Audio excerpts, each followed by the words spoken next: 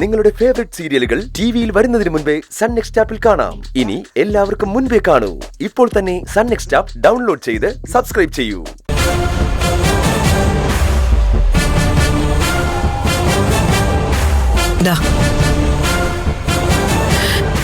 ഇത് ജഗത് പട്ടേലിന്റെ കമ്പനിയിലേക്കുള്ള എഗ്രിമെന്റാ. കമ്പനി നിയമം അനുസരിച്ച് സൈനിങ് പവറുള്ള 2 പേർ ഞാനും സൂര്യയാണ്. സൂര്യ സൈനിങ് പവർ അവൾക്ക് കൈമാറിയിരിക്കല്ലേ, വേലക്കാരിക്കും. ഇത്രയും വലിയൊരു ഗസ്റ്റിന് മുമ്പിൽ കമ്പനിയിൽ അവളുടെ സാന്നിധ്യം ഉണ്ടാവാൻ പാടില്ല. അവളെ കൊണ്ട് ഇവിടെ വെച്ച് സൈൻ ചെയ്യിച്ചിട്ട് നീ ഫയലുമായിട്ട് കമ്പനിയിൽ എത്തിയാൽ മതി. ഇത്രയുള്ളോ? അത് ഞാൻ വാങ്ങിച്ചോളാം. അവൾ എന്തേലും പറഞ്ഞു ഒഴിയാൻ ശ്രമിച്ച നീ നിർബന്ധമായിട്ടും ഒപ്പ് വാങ്ങിയിരിക്കണം. അത് വിജയ് കേട്ടതാണല്ലോ. അവൾ ഇവിടത്തെ വേലക്കാരിയാണെന്നാ ഞാൻ ജഗത് പട്ടേലിനോട് പറഞ്ഞിരിക്കുന്നത്. അതിനെന്തേലും മാറ്റം ഉണ്ടായാലേ അത് നമ്മുടെ വിശ്വസ്തതയെ മുഴുവനായിട്ട് ബാധിക്കുന്ന കാര്യമാണ്. അയ്യോ ആന്റി, ടെൻഷൻ ആവണ്ട. നിങ്ങൾ കമ്പനിയിലെത്തി ഒരു 5 മിനിറ്റിനുള്ളിൽ ഒപ്പിട്ട ഫയലുമായിട്ട് ഞാൻ അവിടെ ഉണ്ടാവും. ഓക്കെ. ആലോചിക്കാതെ ഓരോ കാര്യങ്ങൾ ചെയ്തു വെക്കുന്നതിന്റെ ഫലം അനുഭവിക്കുന്നതേ ഇത്തരം അവസരങ്ങളില്ല. അത് പറഞ്ഞ ആർക്കും മനസ്സിലാവില്ല.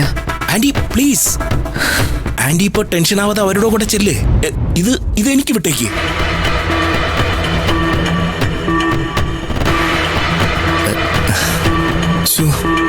അങ്ങനെ ആദ്യമായിട്ടൊരു കാര്യം, അതും ഇത്തരമൊരു കാര്യം എന്നെ ഏൽപ്പിച്ചു. വിജയ്, ഇവിടെ നിന്റെ ചുറുചുറുക്ക് നീ കാണിച്ചു കൊടുക്കണം.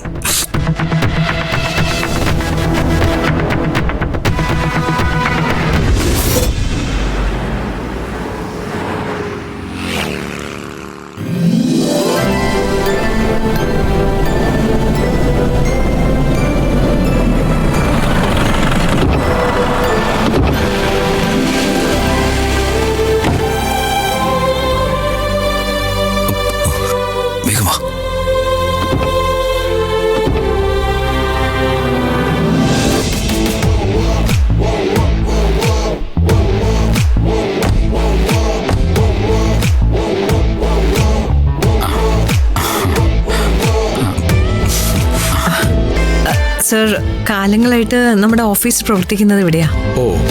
കൂടുതൽ സൗകര്യങ്ങളിലേക്ക് മാറാൻ പലപ്പോഴും തോന്നിയെങ്കിലും ആചാര്യന്മാർ ഇത് തന്നെ തുടരണമെന്ന് നിർബന്ധിക്കായിരുന്നു. It's nice. പൂനെയിൽ അച്ഛനൊരു ഓഫീസുണ്ട്, ഒരു 2 മുറി കെട്ടിടം. My company have grown. പിന്നെ പല സ്ഥലത്തും corporate ഓഫീസുകളുണ്ട്.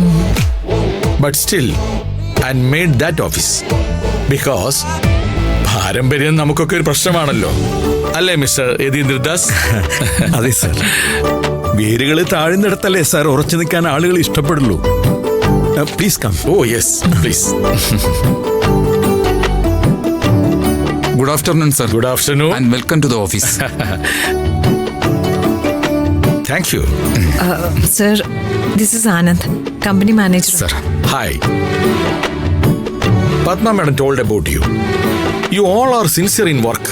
Keep it up. Thank you, sir. Sir, നമുക്ക് മീറ്റിംഗ് റൂമിലേക്ക് ഇരിക്കാം. വരൂ.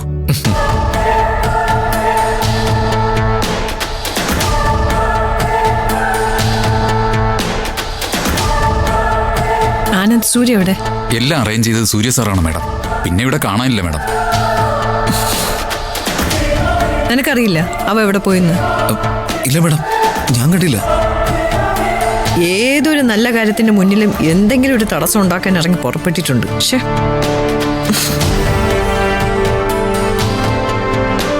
വിവേക്, സൂര്യ സാർ ഇത് എങ്ങോട്ടാ പോയേ?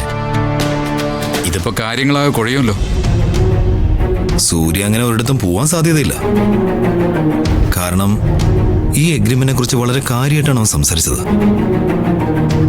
ഒരു കുഴപ്പമില്ലാതെ ഇതൊന്ന് കഴിഞ്ഞാൽ മതിയായിരുന്നു. ഇല്ലെങ്കിൽ പത്മ മാഡം ആരുടെയൊക്കെ തല തിന്നൊന്ന് കണ്ടറിയണം.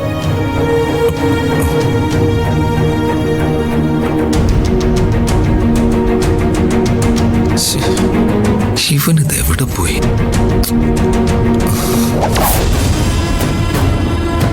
Nandini, Nandini. Nandini,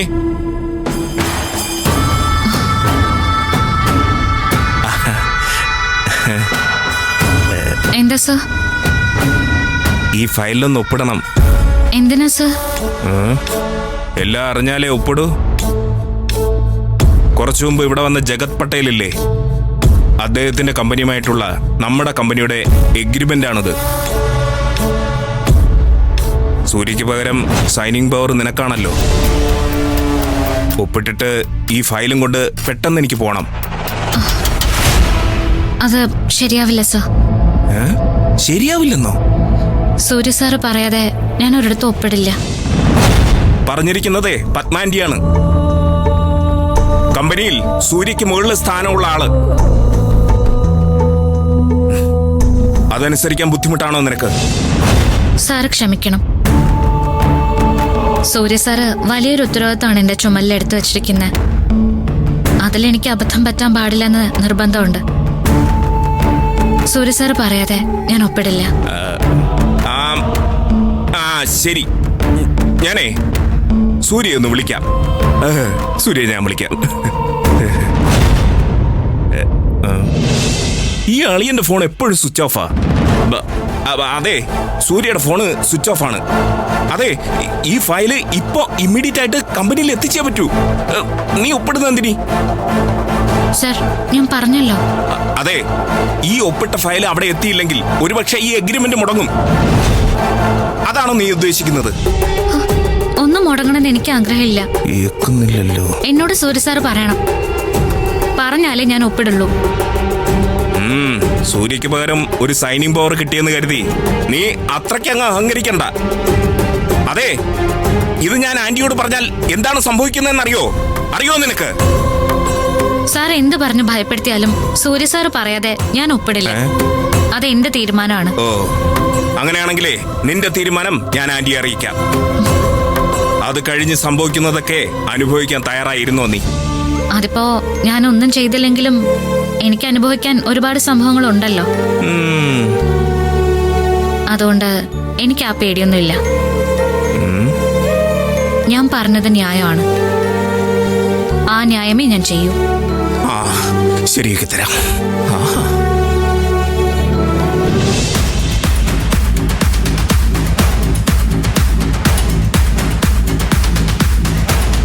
please. Okay. Shekhar sir.